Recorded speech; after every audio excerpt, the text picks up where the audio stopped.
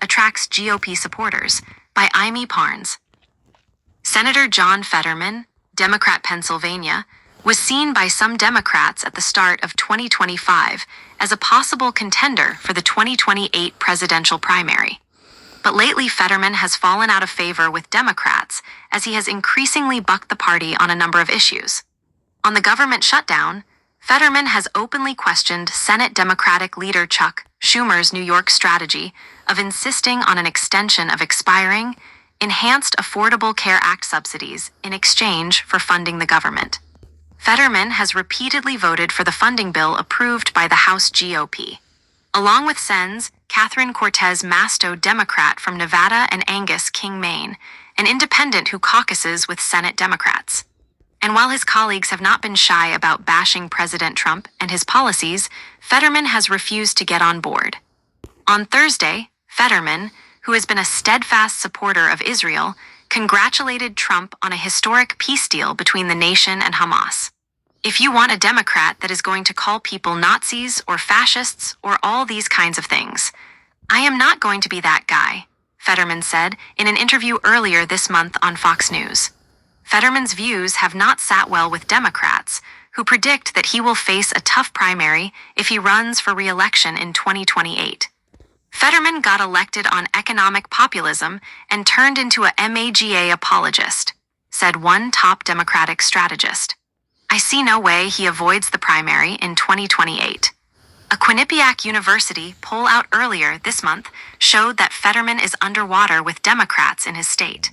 The survey revealed that 54% of Democrats in Pennsylvania said they disapproved of the job Fetterman is doing, while a third approve of his job performance. It is a massive shift from a survey last year, which showed Fetterman had an 80% job approval rating among Democrats in the state, while 10% disapproved. At the same time, Fetterman is garnering support from Republicans in the state, with 62% saying they approve of Fetterman's job performance, while 21% disapprove. Many Democrats are not in love with John Fetterman's recent positioning, so he is taking a gamble, said Democratic strategist Jamal Simmons.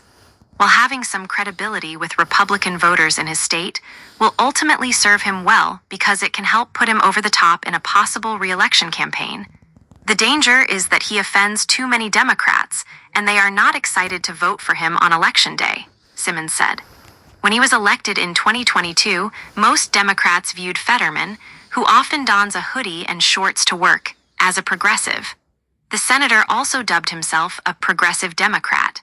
But gradually, at least as some Democrats see it, he shed the label and shifted more to the right, angering some in his party.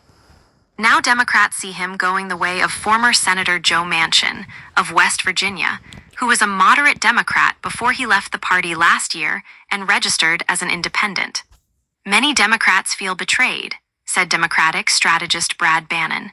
He ran as a fiery blue-collar liberal, which created the possibility that was hope for working-class progressive populism. He dashed those dreams with his move to the middle, Bannon added. Fetterman has maintained that he has no intention of leaving the Democratic Party.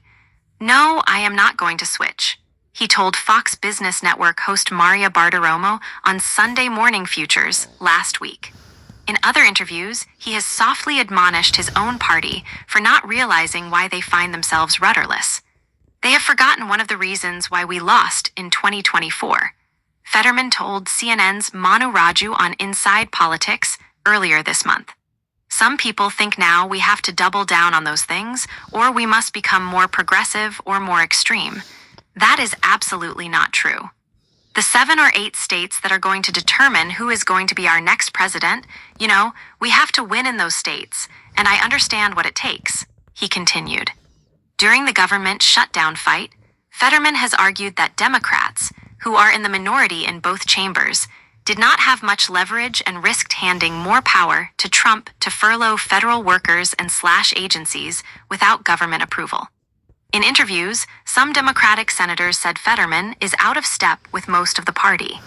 "He is irrelevant," said one Democratic senator who requested anonymity to discuss Fetterman's impact on the party's shutdown posture. "I do not mean that in a mean way. He has only been in one caucus meeting as far as I know.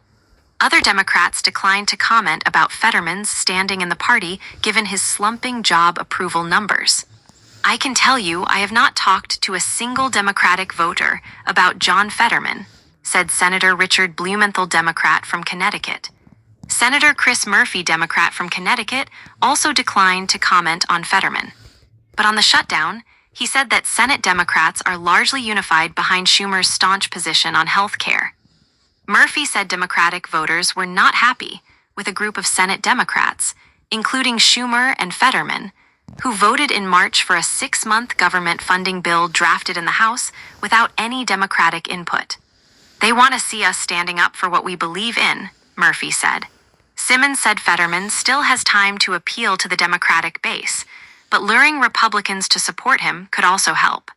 A smart candidate in this environment will look for ways to steal just enough Republicans, he said. Alexander Bolton contributed.